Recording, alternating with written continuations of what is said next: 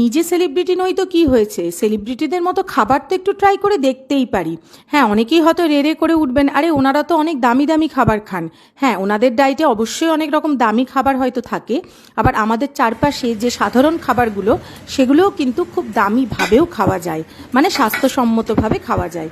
এই যে দেখুন, এখানে আমি ওটস নিয়েছি, যেটা আমি একটু ড্রাই রোস্ট করে নিয়েছি। এই ওটস কিন্তু কম বেশি এখন বাঙালির ঘরে ঘরেই পাওয়া যায়।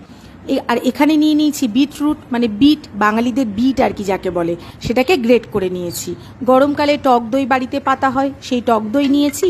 আর এখানে সামান্য ঘি, তার মধ্যে একটু হিং, আর নিয়ে নিয়েছি এর মধ্যে একটু কারি পাতা।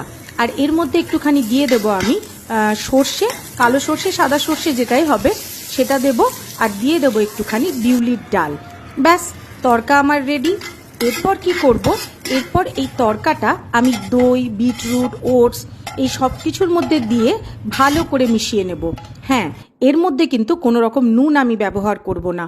এটা খেতে এত টেস্টি হয় এই গরমে।